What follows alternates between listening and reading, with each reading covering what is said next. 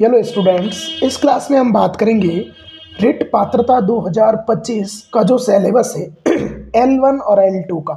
L1 और L2 क्या है, पहले इस कॉन्सेप्ट को क्लियर करते हैं। L1 का मतलब है कि जो विद्यार्थी BSTC धारी है। L1 का मतलब होता है कि जो विद्यार्थी BSTC धारी है वह एक कक्षा 1 से लेकर के 5 क्लास तक का अध्यापक बन सकता है। तो वह जो एग्ज़ाम देगा वह देगा L1 का, लेवल 1। फिर बात आती है L2, लेवल 2। लेवल 2 के लिए जो भी स्टूडेंट्स एग्ज़ाम देंगे वह देंगे क्लास 6 से लेकर 8 तक। क्लास 6 से लेकर 8 तक जो एग्ज़ाम होता है ना, वह कहलाता है L2, लेवल 2। जो बीएड धारी स्टूडेंट्स इस एग्ज़ाम को दे सकते हैं। तो पहले तो हमने ये क्लियर किया कि L1 और L2 में क्या डिफरेंस है, और L1 कौन से स्टूडेंट्स एग्ज़ाम दे सकते हैं और L2 कौन से स्टूडेंट्स एग्ज़ाम दे सकते हैं। L1 के लिए BSTC धारी होना जरूरी है और L2 के लिए बीएड। अब हम बात करेंगे रिट पात्रता 2025 का जो सिलेबस है। सिलेबस में कौन कौन से पॉइंट है।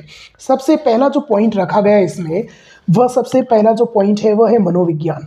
मनोविज्ञान L1 में भी है और L2 में भी है।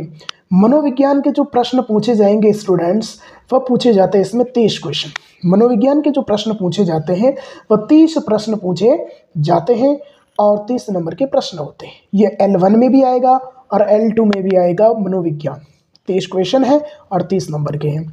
फिर दूसरा जो इसमें जो पॉइंट है वो है लैंग्वेज का। फर्स्ट लैंग्वेज और सेकंड लैंग्वेज। फर्स्ट लैंग्वेज आप या तो हिंदी ले सकते हैं, इंग्लिश ले सकते हैं या संस्कृत। हिंदी, इंग्लिश, संस्कृत, इन तीनों सब्जेक्ट में से आपको एक लैंग्वेज चूज करनी है।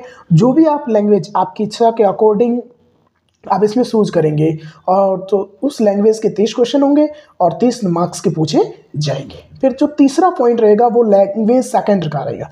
इस लैंग्वेज सेकंड में आपको क्या करना है, जो लैंग्वेज आपने फर्स्ट में चूज की है उनके अलावा दूसरी लैंग्वेज आपको चूज करनी है। लैंग्वेज तीनों वही है, फर्स्ट हिंदी है, इंग्लिश है, संस्कृत है। मान लो आपने फर्स्ट लैंग्वेज हिंदी चूज कर दी है, तो सेकंड लैंग्वेज में आप या तो इंग्लिश चूज करेंगे या संस्कृत करेंगे।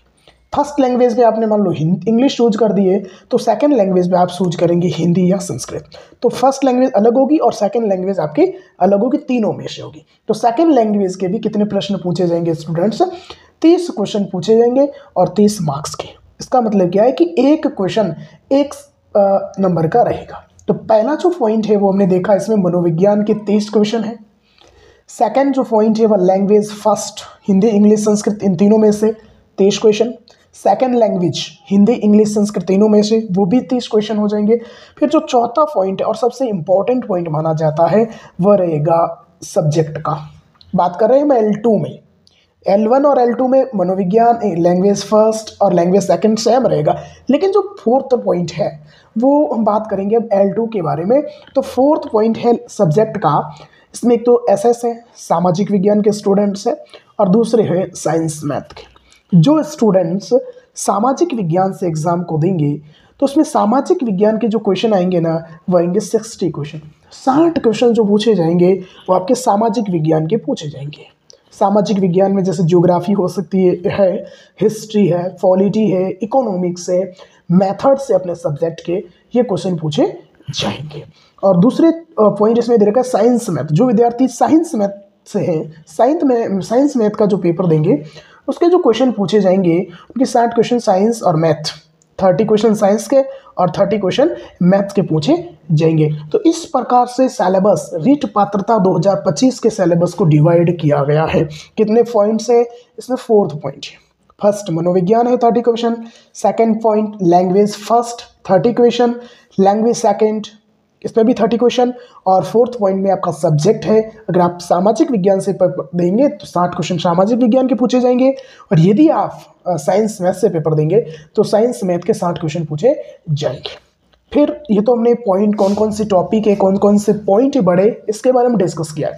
अब हम ये बात करते हैं इंपॉर्टेंट कि जो प्रत्येक क्वेश्चन रहेगा कौन सा भी पार्ट का, तो कौन सा भी क्वेश्चन रहेगा वो प्रति क्वेश्चन प्रति 1 नंबर का रहेगा। इसका मतलब क्या है कि एक क्वेश्चन 1 नंबर का रहेगा। टोटल मिलाकर के कितने क्वेश्चन आएंगे, 150 क्वेश्चन आएंगे, और 150 क्वेश्चन 150 नंबर के पूछे जाएंगे। रिट पात्रता में नेगेटिव मार्किंग नहीं है।